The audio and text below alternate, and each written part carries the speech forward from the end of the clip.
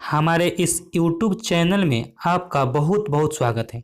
अभी तक हमारे इस YouTube चैनल को सब्सक्राइब नहीं किए हैं तो कृपया इसे सब्सक्राइब कर दीजिए तथा बगल में एक बेल का आइकन होगा उसे भी प्रेस कर दीजिए ताकि मेरे आने वाले हर वीडियो का नोटिफिकेशन मिलता रहे। तो चलिए शुरू करते हैं आज का वीडियो। आज का प्रश्न है, तू विज्ञान का जनक किसे कहा जाता है? जंतु विज्ञान का जनक अरस्तु को कहा जाता है।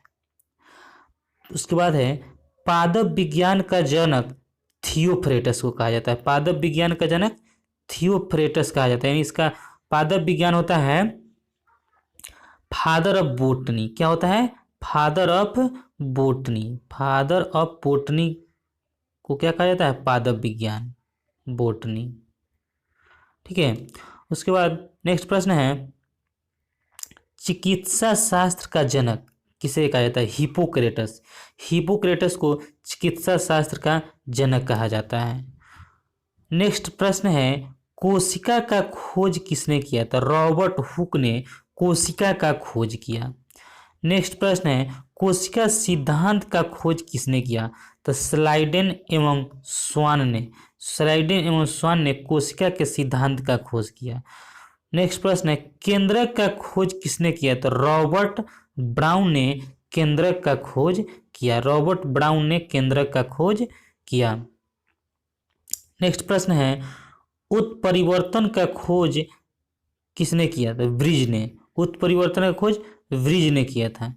उसके बाद नेक्स्ट प्रश्न है, बैक्टीरिया का खोज। बैक्टीरिया का खोज किसने किया? ल्यूविन हक ने। बैक्टीरिया का खोज ल्यूविन हक ने किया था। नेक्स्ट प्रश्न है, जैव विकास का मत चार्ल्स डार्विन ने दिया था। किसने दिया था? जैव विकास का मत चार्ल्स डार्विन ने दिया था। नेक्स्ट प्रश्न है, मानव शरीर के बारे में। देखिए, अब मानव शरीर के सिर का जो वजन होता है 1.5 kg से 2 kg तक होता है। कितना होता है? मानव शरीर का जो सिर का जो वजन होता है 1.5 kg से 2 kg होता है। मानव के हृदय का वजन 300 से 350 ग्राम तक होता है। 300 ग्राम से लेकर 350 ग्राम तक होता है मानव शरीर का हृदय। नेक्स्ट प्रश्न है, मानव शरीर का सबसे बड़ी ग्रंथि लीवर होता है। मानव शरीर का सबसे बड़ी ग्रंथि लीवर होता है और सबसे दूसरी बड़ी ग्रंथि क्या होता है? अग्नाशय होता है। दूसरी मानव शरीर की सबसे दूसरी बड़ी ग्रंथि अग्नाशय। लेकिन मानव शरीर का सबसे बड़ा अंग क्या होता है? तो मानव शरीर का सबसे बड़ा अंग पूछेगा तो उसका आंसर हो जाएगा आपका त्वचा। क्या हो जाएगा? त्वचा। लीवर के वजन कितना होता है? लीवर मतलब यकृत। यकृत का वजन कितना होता है? 1.5 kg से 2 kg तक होता है। लीवर का वजन 1.5 kg से 2 kg तक होता है। लीवर के निचले भाग में नाशपाती के आकार का एक छोटा सा थैली होती है जिसे पित्ताशय कहा जाता है। उसी पित्ताशय में क्या होता है? पित्ताशय में कैल्शियम, पित्ताशय में पथरी हो जाता है। किसके कारण? कैल्शियम ऑक्जेलेट के कारण पित्ताशय में पथरी हो जाता है। पित्त का पित्ताशय में गिरना कौन क्रिया कहलाता है? प्रतिवर्ती क्रिया कहलाता है।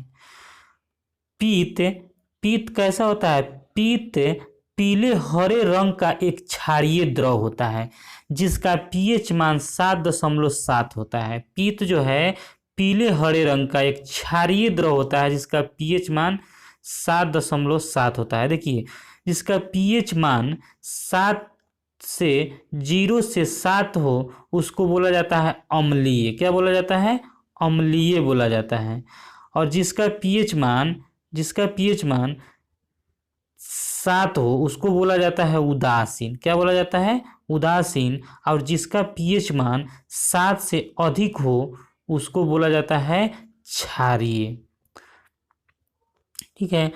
अब मनुष्य जो है प्रतिदिन 700 ml से 1000 ml तक पित्त बनता है। मनुष्य में प्रतिदिन कितना? 700 ml से 1000 ml तक पित्त बनता है।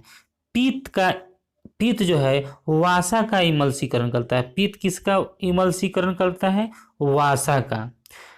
पीत में अनेक उत्सर्जी एवं विषैले पदार्थ का उत्सर्जन करता है। पीत अनेक उत्सर्जी एवं विषैले पदार्थों का उत्सर्जन करता है।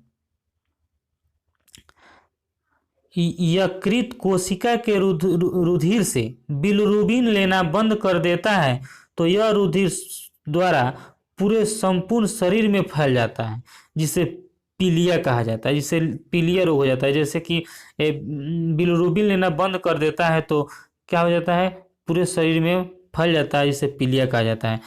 विटामिन के बारे में पढ़िए। विटामिन जो है, विटामिन एक कार्बनिक पदार्थ होता है जो शरीर के विकास में अत्यंत आवश्यक होता है।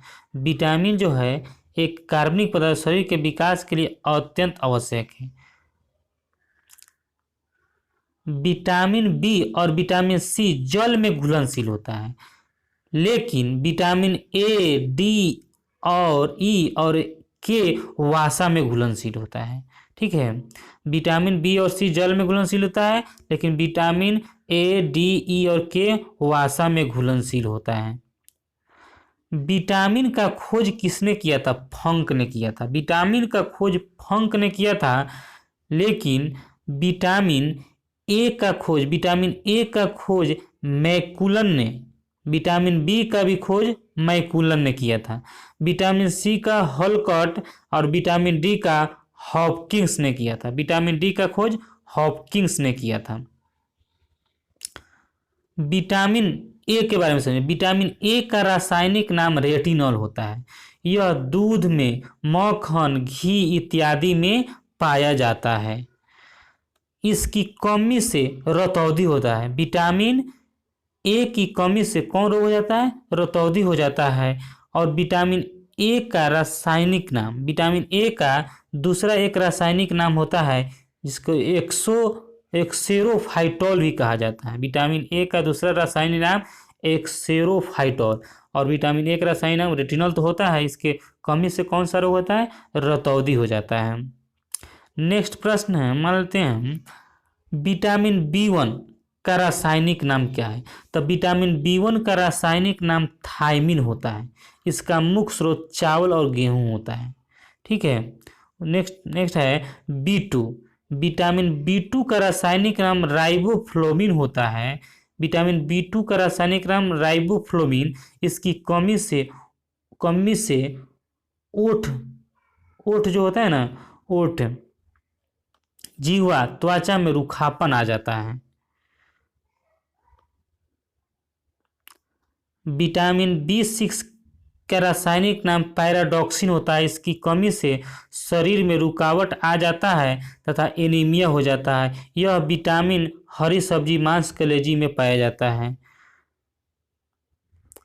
विटामिन बी12 इसका रासायनिक नाम साइनोकोबाल्मिन होता है। इसकी कमी से एनीमिया नामक रोग हो जाता है।